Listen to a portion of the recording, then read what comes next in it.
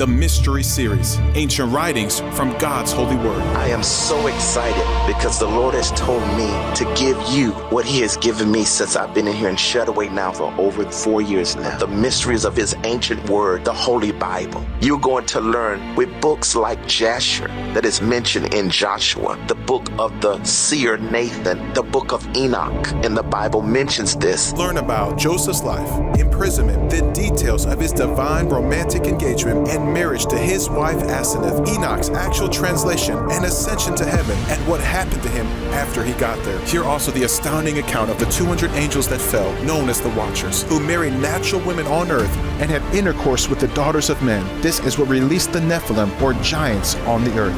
And the most thrilling thing of all is the ancient mysteries about our Lord and Savior Jesus Christ. Learn mysteries on so many other men and women whose lives are recorded in the Bible.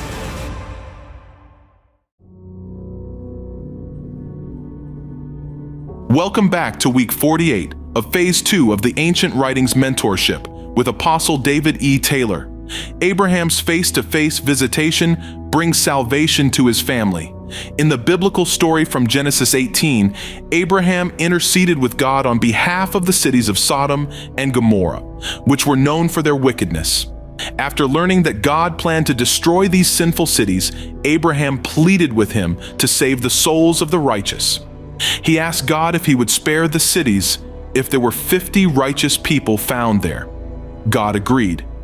Abraham continued to negotiate, progressively lowering the number down to 10 righteous people. God agreed to spare the cities if 10 righteous individuals could be found. This story reveals Abraham's commitment to justice and his deep sense of responsibility for others, even as the narrative progresses to the city's eventual destruction due to their lack of righteousness. In this story, we learn how God warned the city of impending destruction for 52 years, but they refused to listen and persisted in living an immoral life filled with the pursuit of hate, murder, and greed at all costs. During Abraham's plead for salvation, God revealed His deep pleasure in Abraham because his heart took delight in defending God's creation. As a result, the Lord came to visit Abraham face to face, while at the same time revealing that He had not come to speak with man in this way since Noah. Listen now. The visit of the angels. On the third day after his circumcision, when Abraham was suffering dire pain, God spoke to the angels, saying, "Go to, let us pay a visit to the sick." The angels refused and said, "What is man, that thou art mindful of him? And the Son of Man, that thou visitest him? And thou desirest to betake thyself to a place of uncleanness, a place of blood and filth." But God replied unto them, "Thus do ye speak. As ye live, the savour of this blood is sweeter to me than myrrh and incense. And if you do not desire to visit Abraham, I will go alone." The day whereon God visited him was exceedingly hot, for he had bored a hole in hell so that its heat might reach as far as the earth, and no wayfarer venture abroad on the highways, and Abraham be left undisturbed in his pain. But the absence of strangers caused Abraham great vexation, and he sent his servant Eliezer forth to keep a lookout for travelers. When the servant returned from his fruitless search, Abraham himself, in spite of his illness and the scorching heat, prepared to go forth on the highway and see whether he would not succeed where failure had attended Eliezer, whom he did not wholly trust at any rate, bearing in mind the well-known saying, "No truth among slaves." At this moment, God appeared to him, surrounded by the angels. Quickly, Abraham attempted to rise from his seat, but God checked every demonstration of respect. And when Abraham protested that it was unbecoming to sit in the presence of the Lord, God said, "As thou livest, thy descendants at the age of 4 and 5 will sit in days to come in the schools and in the synagogues, while I reside therein." Meantime, Abraham beheld 3 men. They were the angels Michael, Gabriel, and Raphael. They had assumed the form of human beings to fulfill his wish for guests, toward whom to exercise hospitality. Each of them had been charged by God with a special mission besides, to be executed on earth. Raphael was to heal the wound of Abraham. Michael was to bring Sarah the glad tidings that she would bear a son, and Gabriel was to deal destruction to Sodom and Gomorrah. Arrived at the tent of Abraham, the three angels noticed that he was occupied in nursing himself, and they withdrew. Abraham, however, hastened after them through another door of the tent, which had wide open entrances on all sides. He considered the duty of hospitality more important than the duty of receiving the Shekinah. Turning to God, he said, "O Lord, may it please thee not to leave thy servant while he provides for the entertainment of his guests." Then he addressed himself to the stranger walking in the middle between the other two, whom, by this token, he considered the most distinguished. It was the archangel Michael, and he bade him and his companions turn aside into his tent. The manner of his guests, who treated one another politely, made a good impression upon Abraham. He was assured that they were men of worth whom he was entertaining. But as they appeared outwardly like Arabs, and the people worshipped the dust of their feet, he bade them first wash their feet, that they might not defile his tent. He did not depend upon his own judgment in reading the character of his guests. By his tent, a tree was planted, which spread its branches out over all who believed in God and afforded them shade. But if idolaters went under the tree, the branches turned upward and cast no shade upon the ground. Whenever Abraham saw this sign, he would at once set about the task of converting the worshippers of the false gods. And as the tree made a distinction between the pious and the impious, so also between the clean and the unclean. Its shade was denied them as long as they refrained from taking the prescribed ritual bath in the spring that flowed out from its roots, the waters of which rose at once for those whose uncleanness was of a venial character and could be removed forthwith, while others had to wait 7 days for the water to come up. Accordingly, Abraham bade the three men lean against the trunk of the tree. Thus he would soon learn their worth or their unworthiness. Being of the truly pious, who promise little but perform much, Abraham said only, "I will fetch a morsel of bread, and comfort ye your heart, seeing that ye chanced to pass my tent at dinner time. Then, after ye have given thanks to God, ye may pass on." But when the meal was served to the guests, it was a royal banquet, exceeding Solomon's at the time of his most splendid magnificence. Abraham himself ran unto the herd to fetch cattle for meat. He slaughtered 3 calves, that he might be able to set a tongue with mustard before each of his guests. In order to accustom Ishmael to God-pleasing deeds, he had him dress the calves, and he bade Sarah bake the bread. But as he knew that women are apt to treat guests niggardly, he was explicit in his request to her. He said, "Make ready quickly 3 measures of meal, yea, fine meal." As it happened, the bread was not brought to the table, because it had accidentally become unclean, and our father Abraham was accustomed to eat his daily bread only in a clean state. Abraham himself served his guests, and it appeared to him that the 3 men ate. But this was an illusion. In reality, the angels did not eat.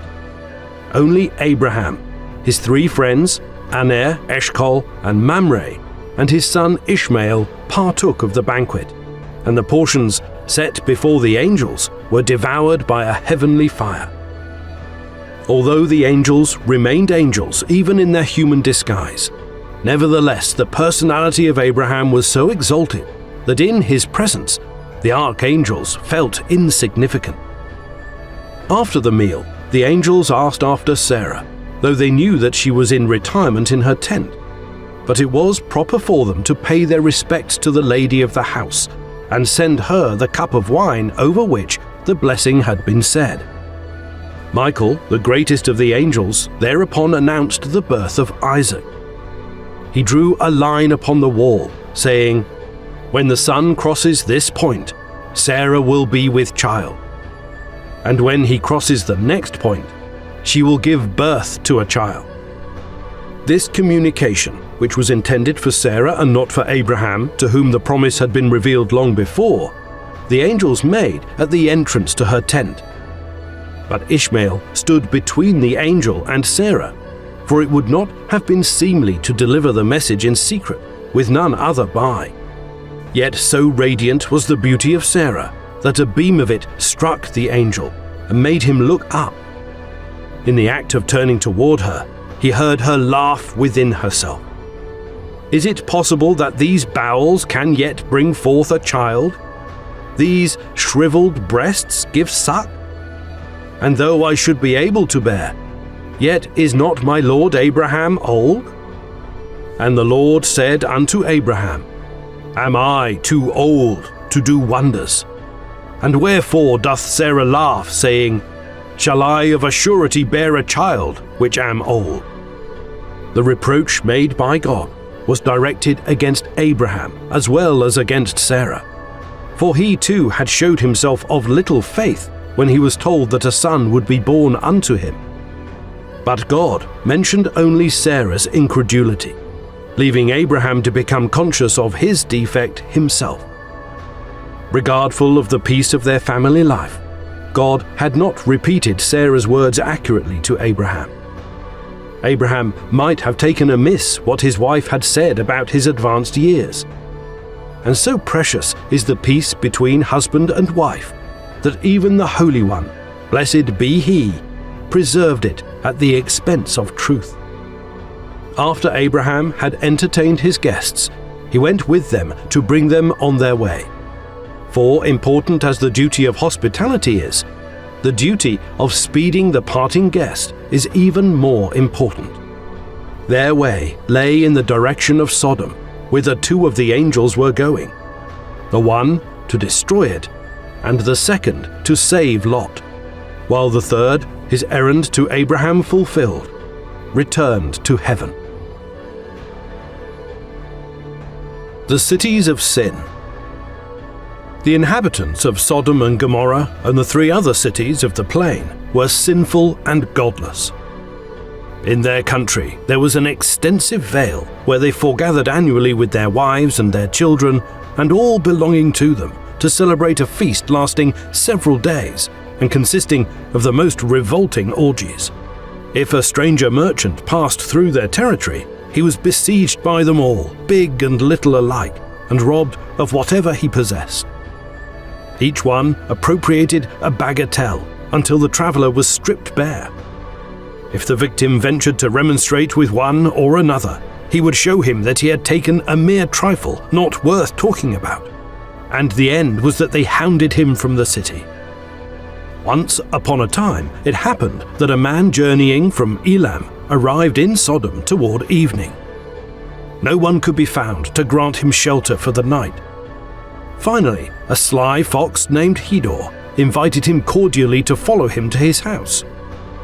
The Sodomite had been attracted by a rarely magnificent carpet strapped to the stranger's ass by means of a rope. He meant to secure it for himself. The friendly persuasions of Hedor induced the stranger to remain with him 2 days, though he had expected to stay only overnight. When the time came for him to continue on his journey, he asked his host for the carpet and the rope.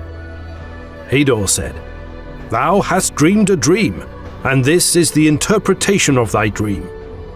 The rope signifies that thou wilt have a long life, as long as a rope.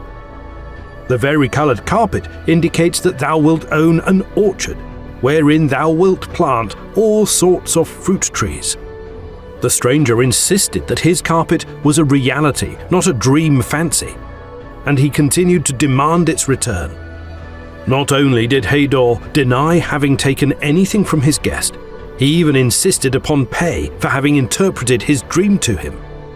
His usual price for such services, he said, was 4 silver pieces, but in view of the fact that he was his guest, he would, as a favor to him, content himself with 3 pieces of silver.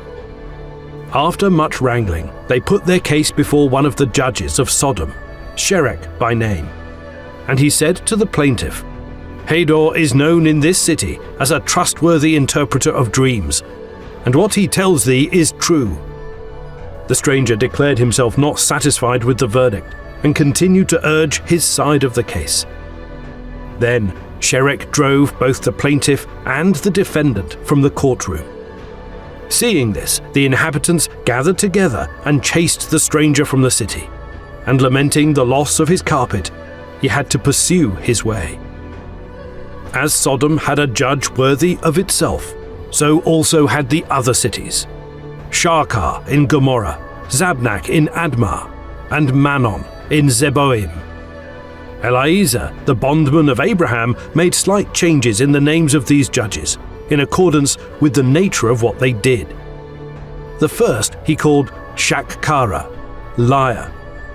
The second, Shakrura, arch-deceiver. The third, Kazban, falsifier. And the fourth, Mazal Din, perverter of judgment. At the suggestion of these judges, the cities set up beds on their commons. When a stranger arrived, 3 men seized him by his head and 3 by his feet, and they forced him upon one of the beds. If he was too short to fit into it exactly, his 6 attendants pulled and wrenched his limbs until he filled it out. If he was too long for it, they tried to jam him in with all their combined strength, until the victim was on the verge of death. His outcries were met with the words, "Thus will be done to any man that comes into our land." After a while, travelers avoided these cities. But if some poor devil was betrayed occasionally into entering them, they would give him gold and silver, but never any bread, so that he was bound to die of starvation. Once he was dead, the residents of the city came and took back the marked gold and silver which they had given him, and they would quarrel about the distribution of his clothes, for they would bury him naked. Once, Eliezer, the bondman of Abraham, went to Sodom at the bidding of Sarah to inquire after the welfare of Lot. He happened to enter the city at the moment when the people were robbing a stranger of his garments. Eliezer espoused the cause of the poor wretch, and the Sodomites turned against him. One threw a stone at his forehead and caused considerable loss of blood. Instantly, the assailant, seeing the blood gush forth, demanded payment for having performed the operation of cupping. Eliezer refused to pay for the infliction of a wound upon him, and he was haled before the judge Shakkara. The decision went against him, for the law of the land gave the assailant the right to demand payment. Eliezer quickly picked up a stone and threw it at the judge's forehead.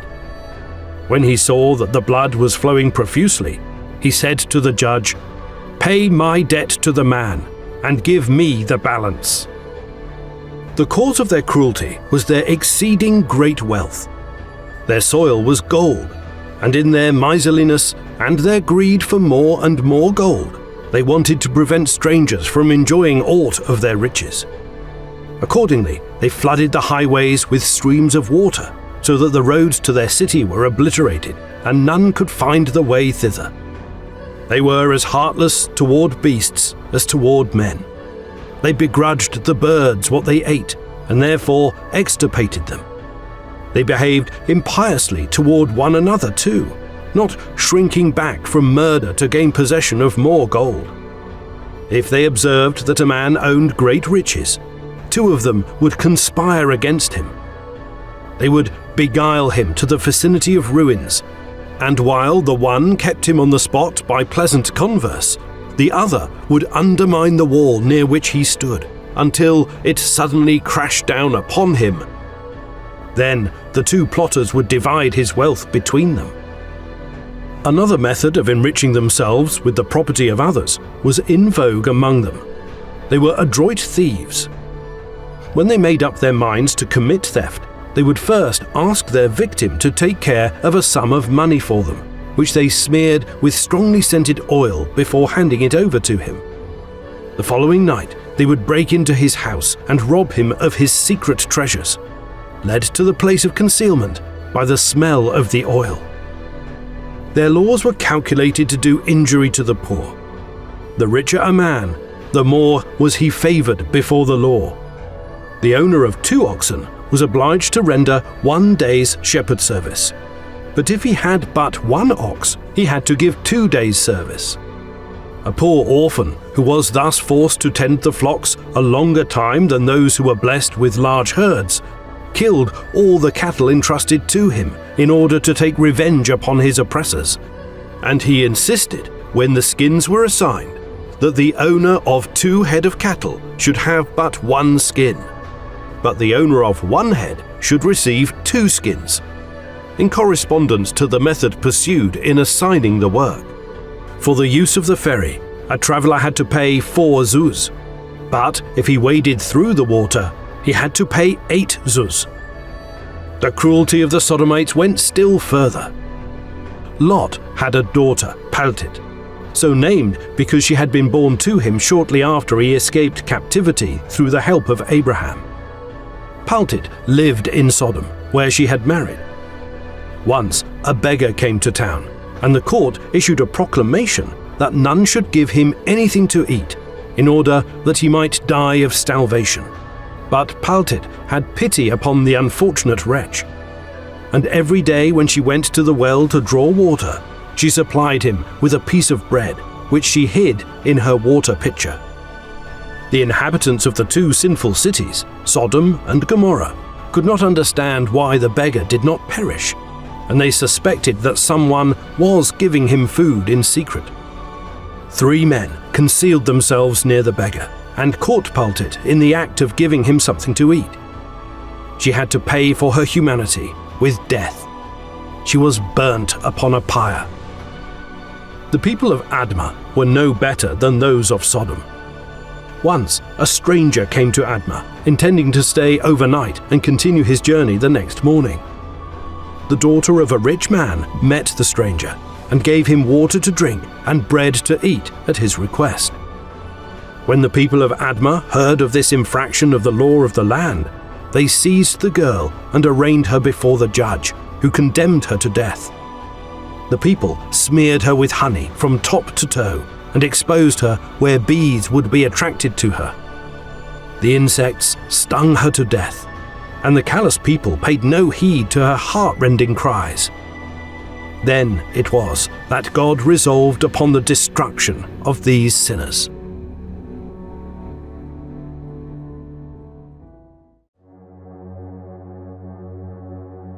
Listen now to this week's testimonial that Apostle David E. Taylor has prepared for you.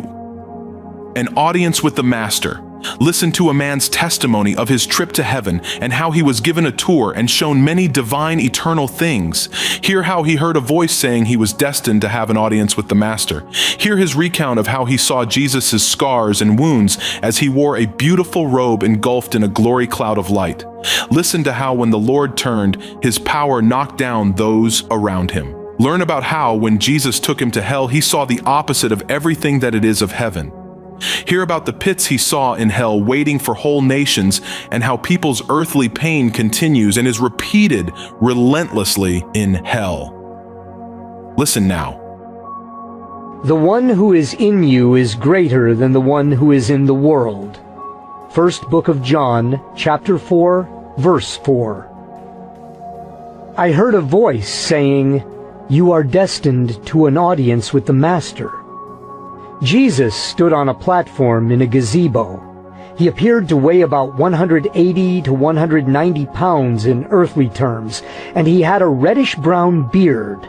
He had scars on his face and neck, open wounds that were not healed.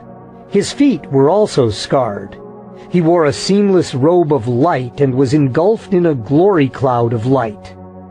There were seats around the gazebo.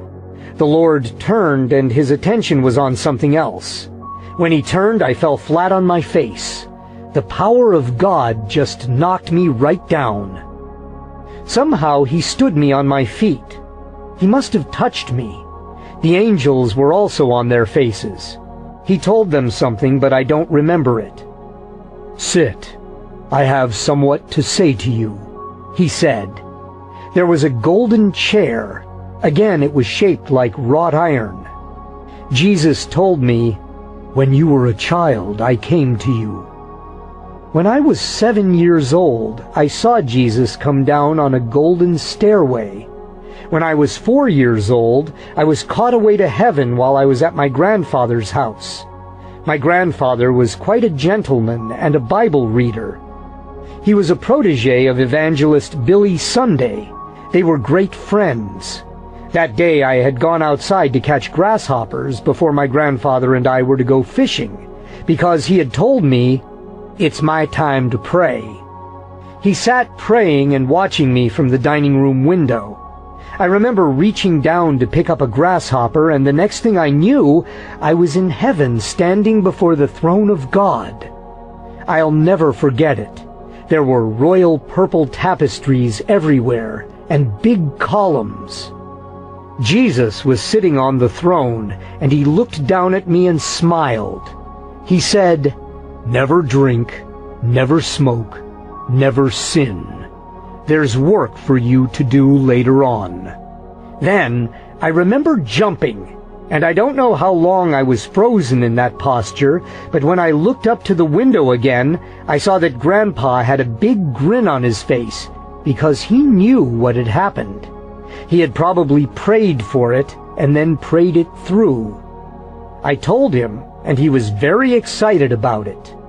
Now in my heavenly audience with the Master, Jesus said to me, "I have called you as a prophet to the nations. In many ways you have succeeded. In many ways the evil one hindered and overcame you. But fear not, I have overcome him. I was there when you were born. I was there when you were 4 and the evil one tried to destroy you." As a young child I had contracted measles, scarlet fever, and other sicknesses. The doctor had given up on me. My mother was rocking me while my dad was in the field plowing. Suddenly the house filled with smoke as if it was on fire, but there was no smell of fire. My mother cried out, "God, if you spare this boy!" Out of the cloud came 2 hands that healed me. "Son, I'm going to take you to the other place," Jesus now said. "I want to do more through you. Richard, I need your help. You were never designed to be more than what you are. This is heaven, where I want my people to come." Thousands of people were listening to what he was saying to me. He told me about people who were currently in my life and those who would later come into my life. He told me some very personal and private things about my life. He told me some of the heartaches and troubles that I would have, the things I would go through. One is and will not be, and one is next to come. Beware, the evil one would send you to wrong people. Jesus said that the great revivals were about to spring out in his church. He was going to cause great revivals to come in small places, and I would be on earth to see them. He also talked to me of many other things. Holding his hands out flat, he gestured and said, "All is taken and brought together." 19. The other place. Do not be afraid of those who kill the body but cannot kill the soul. Rather be afraid of the one who can destroy both soul and body in hell. Matthew chapter 10, verse 28. "Come, my Father wills you to see the other place," Jesus said. Immediately I felt dread and did not want to go. Jesus looked at me and said, "There is no disobedience in heaven." And I was ready to go. I knew that because I was with Jesus, I would be perfectly safe. Jesus picked me up and carried me like a baby. There was no give to his body. It felt as hard as steel. He has all-powerful arms. He is the strongest being in the universe. Instantly we descended into a gray, nasty stench like a rotting carcass. I buried my face in his robe. "You will not want to see," he said, and I was scared. I had both of my arms wrapped around one of Jesus' arms. We descended to a flat area, and I was at the gates of total destruction. I quickly realized that hell is the exact opposite of everything that heaven is. The gates were as big as the gates in heaven, but these were made of a black material. I remember stairs. And there were hideous, grotesque beings as tall as the angels who guarded the gates of heaven. Some cartoon figures of demons approach how hideous these creatures were. When they saw the Master, they screamed in horror. There were also flames of punishment. I felt the doom and despair there. I heard people crying out. It seems that demons take people and torture them to the same level of pain the demons themselves are in. Or worse. People were naked. There was no one there who was not old enough to know what sin was. There were no babies. Jesus urged me to tell people what I saw. "I want you to tell others of this place and warn them that unless they are washed in my blood, unless they are born again, this is where they will spend eternity." There were demons all around, screaming, screaming, screaming at the very presence of Jesus. They could not stand to be in his presence. As soon as they saw him, they screamed and ran in terror. There were people begging and pleading with Jesus to get them out of there, but he would not hear them because their judgment was fixed. Refer to Hebrews chapter 9, verse 27. I cannot describe everything I saw because it makes me violently ill. I don't want to remember. But I can tell you that there is absolute horror. When you die, you have a spiritual body. This spiritual body has the exact properties that your physical body had when you were alive. You are a spiritual being, yet all physical senses are present. I saw people in hell who were no more than walking skeletons with flesh of some kind hanging off of them, rotting off of them. There were maggots, and the smell was unbreathable. People were being raped. Serpents ate and digested parts of people. Then the people were restored, and it happened all over again. I witnessed people being ripped apart by demons. Parts of their bodies were hanging on boulders and rocks, and the demons would take the parts and eat them and pass them through. And then the body was whole again for the process to be repeated. A young girl had hot coals forced into her mouth as demons mocked, "You really thought you were getting by with something." There were groups of people in small cages that were on fire. People were put into small burning cages that were then dipped in a lake of fire. However, their bodies were not consumed. The bodies were never consumed. They were half skeletons, half beings. Demons poured liquid fire on people. There were what looked like coal pits burning. People had cancer with all its pain and suffering forever. One man had a rotting arm. It took 100 years to rot off. Then it was restored, only to begin rotting off again. There was another man with part of his head blown off from war. He had to keep looking for the rest of his head. I saw the lake of fire with people in it bobbing around. Every torment you can imagine is multiplied 1,000,000 times. There are degrees of punishment in hell. The people who are punished the greatest are those who knew the most and didn't do what they should have done. I thought of Hitler, and I thought of God's justice.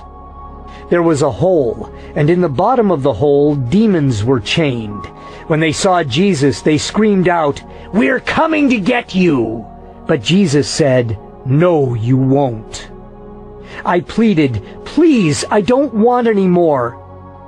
There were pits of hell that were empty, empty now, but waiting for whole nations.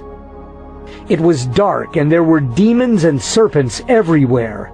The demons inflicted more pain than they were going through themselves. And they will go out and look upon the dead bodies of those who rebelled against me.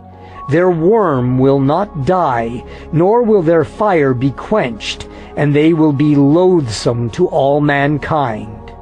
Isaiah chapter 66, verse 24. Then I saw the place reserved for the devil and his angels. He will have flaming, slimy fire over his head for 1,000 years. The lake of fire had depths that got worse and worse and worse. Son, you have fulfilled what God wanted, Jesus said. We ascended to the platform again. I asked, who am I going to tell? Tell others about a place called heaven, and the other place, the place of separation. He took my face in his hands and tilted it so that I had to look directly into his face. Then he said, "Don't ever forget how much I love you and what I have done for you. Never forget how much I love those whom you are going back to, and the place I have prepared for them, and how much I love them."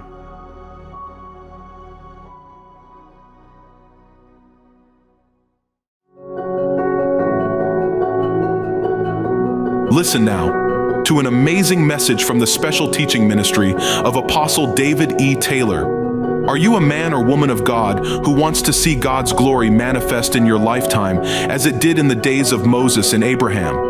Are you willing to lay down your own life and passions to enter into God's covenant and see His glory?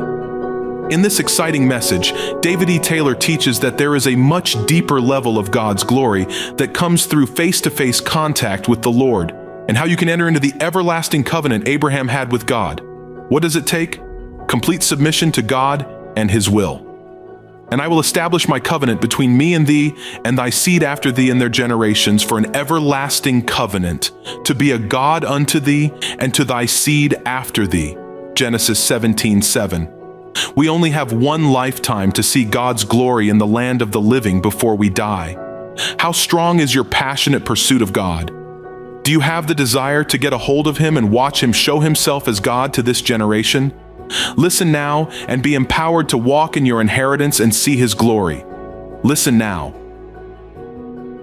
If you don't get this mindset, you have no idea what this is about. We're not trying to strike up a new set of meetings, you understand? I'm only going to go to the cities where people want glory. If they don't want that, I don't have time. I just don't. I have a passionate pursuit for one thing, and I only have one lifetime to get it, and it takes time to do it, and I got to be around men and women who want that. There's a purpose to all this. That's why I've made the sacrifice. That's why I'm doing all this, because of what I'm talking about here tonight. You ask me, well, how can he do that? I'm telling you why. I'm after something. I'm here because we have a common goal. We want to see God's glory in the land of the living. I said we want to see God's glory in the land of the living before we die.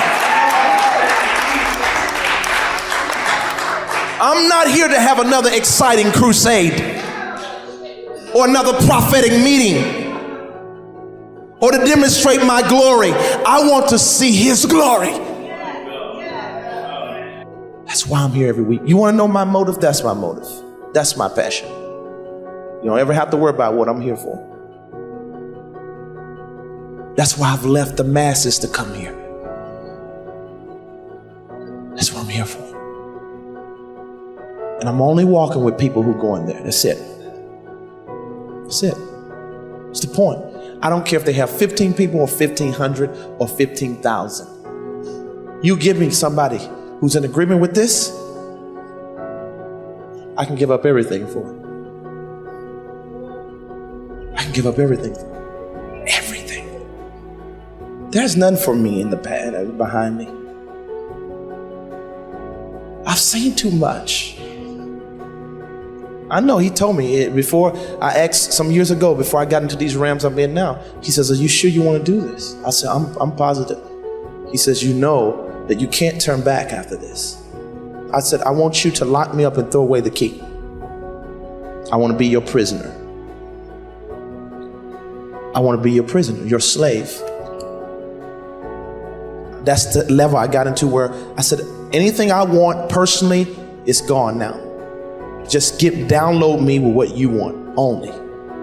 That's what I want. I'm seeking your glory. That's all I want. So you understand, when this messenger came to me and told me that, okay, you're about to enter your glory, I was discouraged because I'm going after something else. I'm so far beyond that. But these things must precede God doing things. Your glory precedes his glory. Are you hearing this here? I can't turn back. There's no turning back for me.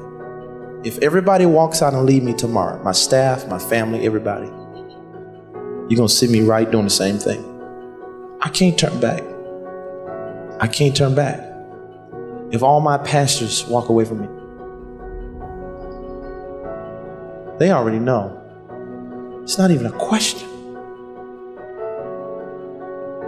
I'm willing to pay with my life. There's nothing that I can't sacrifice for this.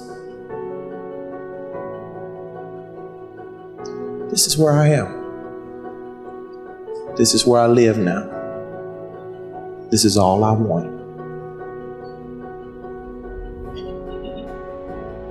And if it's just for one full year and it's over, that the Father comes down on earth and show the whole world that he is alive, then it's worth it to me.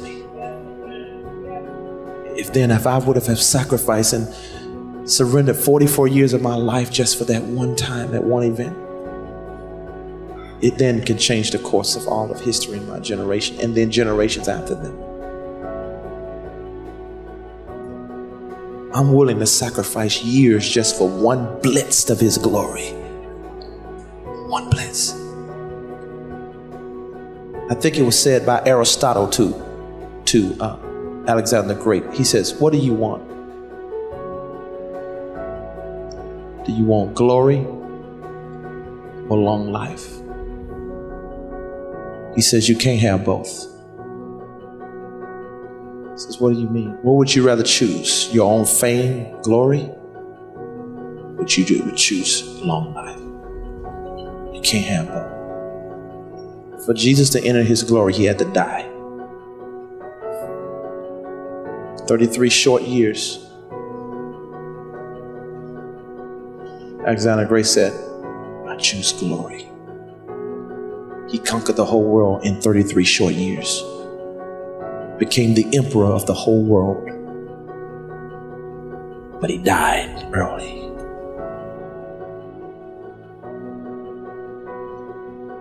Because glory requires death. Are you willing? I'm willing. I'll pay with my life. Any level of glory requires a level of death. You just determine the level of death you're willing to pay. Are you hearing this? I got to show you one more thing. I want you to turn with me to Genesis. I want to show you something. Genesis 17. Now, if you have a grilled cheese at home or a ham sandwich that you want to go eat, then you can excuse yourself behind the pipe and drape and we won't ever see you. You can walk behind the baffle and nobody will see you.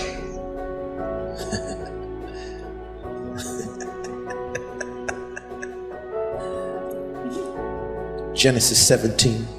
People, oh, do y'all love this? Do I have people who are hearing my heart? Is this your heart? Do you want this? This is life to me. This is life to me. If God would come down on earth and work with me like he did Moses and split the Red Sea in front of, I'm talking about heathens who rule the world, and shatter their conscience to say that the God I serve has been false all this time. Your God, he is God. to cause the most wicked and evil men who are controlling the nation, especially in Hollywood, most of these homosexuals, to shatter their conscience, cause them to repent and turn to God. I'm about getting it done. I want to use what works. If it don't work, I don't want to waste my time. God has always worked. We can never fail with him. Genesis 17:5. Y'all ready?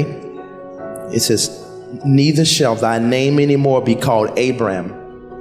God changed your name. But thy name shall be Abraham, for a father of many nations have I made thee. See that? And I will make thee exceedingly fruitful, and I will make nations of thee, and kings shall come out of thee. He was really pronouncing emperorship over Abraham at this time. A father of many nations is also an emperor.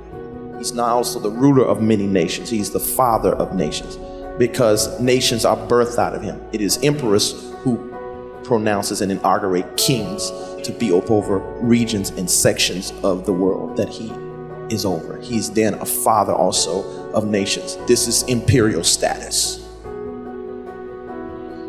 Now watch this, 7. And I will establish my covenant between, watch this. He said, my covenant between me and thee, and thy seed after thee in their generations, for an everlasting covenant, watch this, to be a God unto thee and to thy seed after thee. That's major. That's major.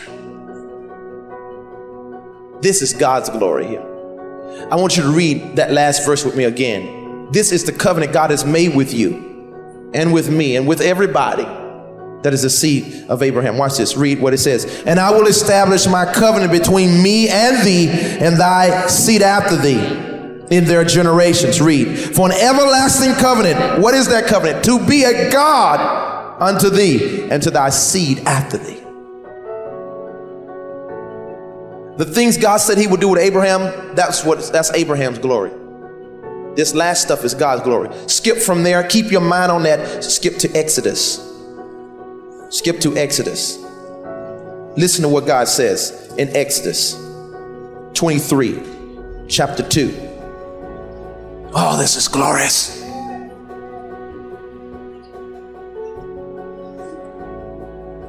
If I would entitle this message anything, my glory versus his glory. My glory, his glory.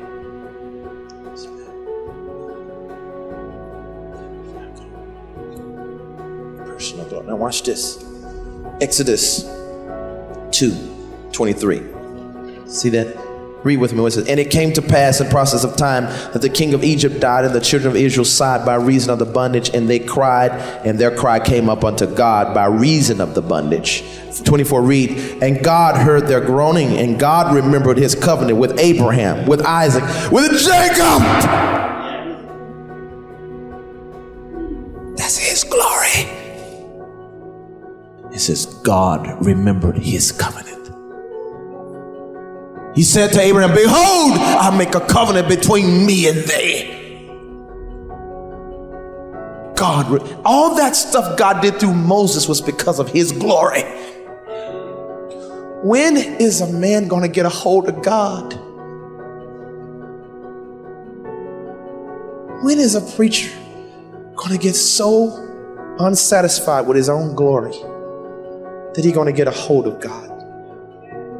I'm talking about just the person God, not anything that comes with him, not feeling his presence, not the endowments, not the mantles, not all the gifts and all that. Who is going to get a hold of God? Keep your hands on that. Don't turn. I want you to listen to this. In Isaiah 64, it says these words. Oh my God. Verse 7, 64. When the prophet said, oh, that you were written in the heavens and come down, he was saying, I want you to come down. But listen what this says. And there is none that calleth upon thy name, that stirreth up himself to take hold of thee. For thou hast hid thy face from us. That's the point of the face-to-face contact. When you get God face-to-face, you have him in person. You don't just have a gift. You've now gained God himself. That's different. You talk about praying, brother. And has consumed us because of our iniquities. He says, there is none that calleth upon thy name and stirreth up himself to take hold of thee. You got to stir yourself up to get a hold of God. It don't just happen. The Bible speaks in the New Testament, it says, stir up the gifts of God within you. Just like you stir up the gifts to walk in your gifts, you got to stir yourself up to even get a hold of God. It takes every fiber of your being and your life to get a hold of God. Are you hearing this? That's why you can't be shallow with this. Your passion got to be strong. Very strong. You can't settle. And God heard their groaning, and God remembered his covenant with Abraham. That covenant, I just told you, I will be a God to them in their generations. God came down on earth and was God to them to set them free, not only from the Egyptians, but to show himself as God to them. Oh God, we are your church today. We are the seed of Abraham today. When will you come down and be God to us in our generation and convince the heathens that you are God? That's what I'm looking for. Because churches I know today don't say that to the world. They don't say that. They don't know he's God. They have no idea. They look at us and we are a joke to them. Everything we're talking about is put in the category of enlightened teaching. Other religions. Well, we need to separate church and state. See, people do that stuff because they feel they don't have a need for this, what they say, junk we're talking about. Leave that Jesus stuff out of it. Let me tell you, a man or woman cannot talk like that if they've seen God come down on earth. They cannot talk like that. A government official cannot talk like that if they've seen God come down. It is totally impossible.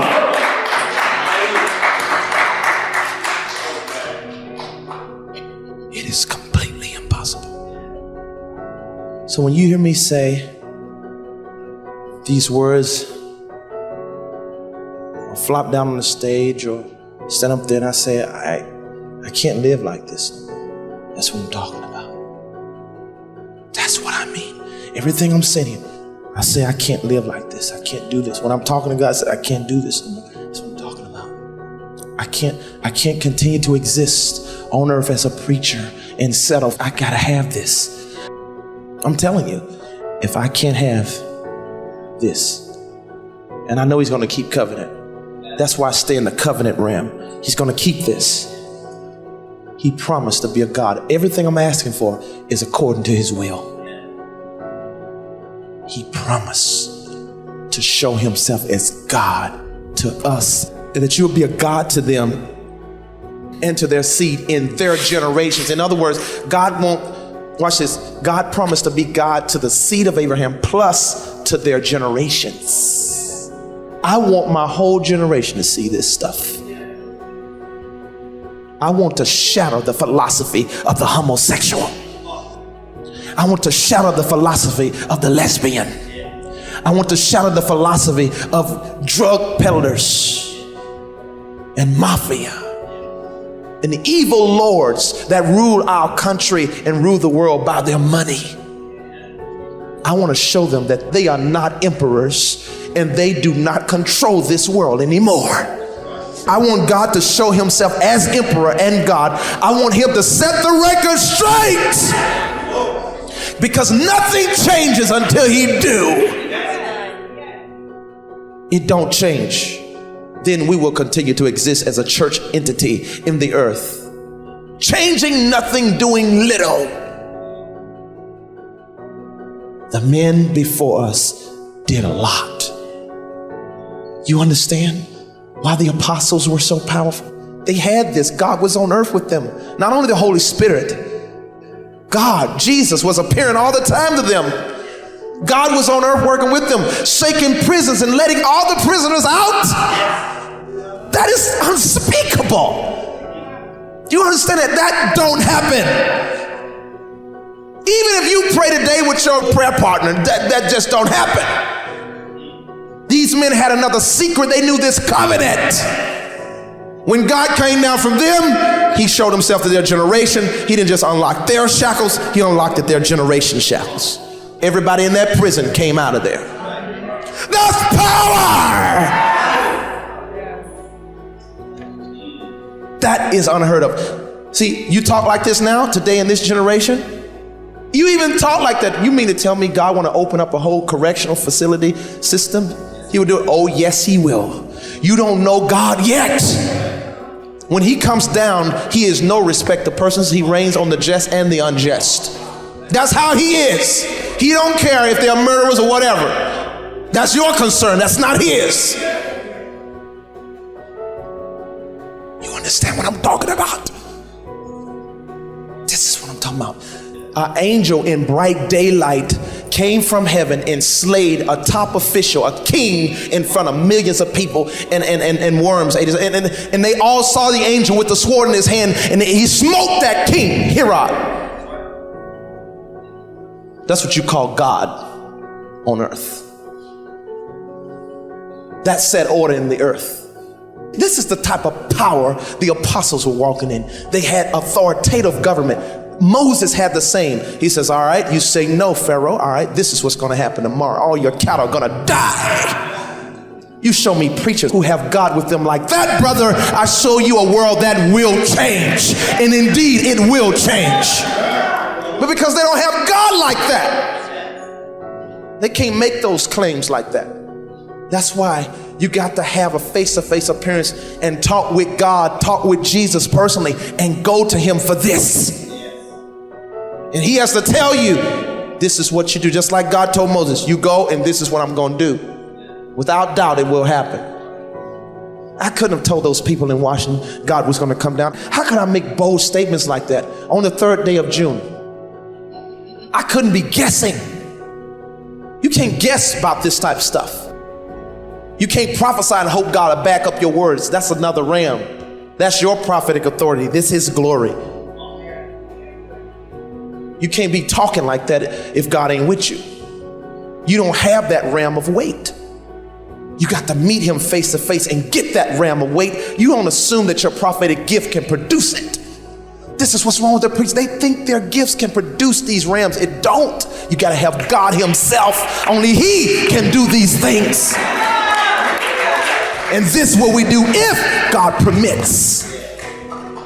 There is a place that our apostolic and prophetic anointings and authority, they cease. We have boundaries and limits of the authority God has given us. For you not to understand that is unwise. There's a ram and rams that only God alone does. And if he ain't working with you, it don't get done. Simple. No matter how powerful, no matter how big your name is, no matter how many people hail you as a prophet, it don't matter. If God don't work with you, there's certain things you don't get done. Are y'all hearing this? These apostles, heaven was on earth with them. God's world, him, God himself, the emperor of all worlds, in his world came to earth. So one of the top officials were killed by an angel, a supernatural angel, in front of the whole world.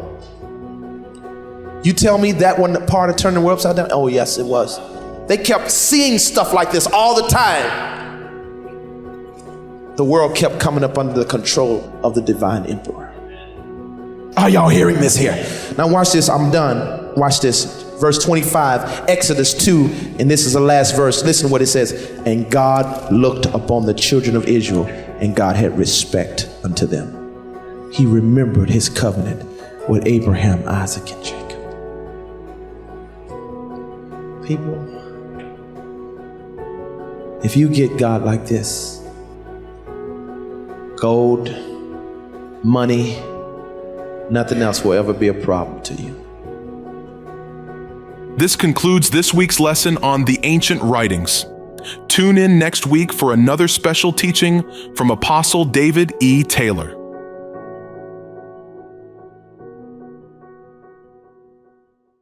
The twister churning through the night sky, flattening a candle factory. Send us some help. We are trapped. The deadliest tornado event we have ever had. What are the biggest needs in this area right now? Water and food.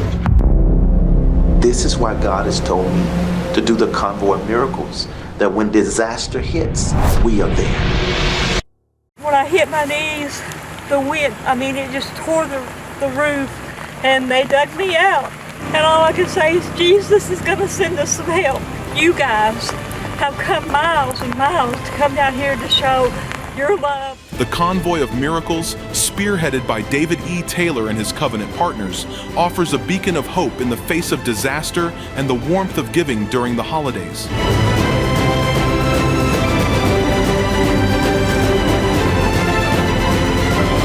When Hurricane Ian hit, Apostle Taylor sent relief to help many in need. This is just the beginning of the Convoy of Miracles outreach in Florida. 2,000 cars showed up and over 5,000 people came out as cars pulled up, needing genuine help as Hurricane Ian caused significant damage in Daytona Beach, Florida. Convoy of Miracles, what a blessing that you guys Thank you, Apostle David Taylor. This is a huge blessing. I appreciate everything. Thank you so much. Gracias por estas bendiciones. It's a blessing that everybody's come together and doing stuff for helping others. And when he reach out, outreach minister like this can't help but look. We appreciate everything that y'all doing for us. It's a blessing, and thank God. Thank you.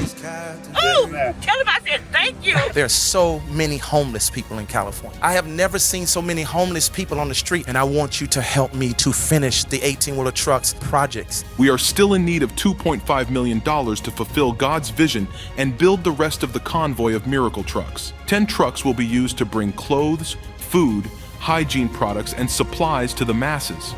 There will also be 5 special trailers to meet people's needs. The shower trailer will be able to give the people a clean shower from being on the street. The barbershop trailer is where the men will get their haircuts and the women will get their hair done in this salon. The hot food truck will serve nutritious hot meals daily. The medical truck will do free health inspections, providing treatment and medicine for the sick. The office truck will be used to administratively serve those in need and work to find proper housing for each person and family. There is more exciting news. Apostle Taylor is also getting the help of his covenant friends and partners to get AC-17 aircraft to be able to expand the Convoy of Miracles overseas to help the precious people of other nations when disaster or famine strikes with food, water, nourishment, medical supplies, and essentials. Partner now with David E. Taylor to bring supplies, comfort, and relief to hurting families all across America. Call now 1-877-THE-GLORY. That's 877-843-4567 and visit our website at koggc.org.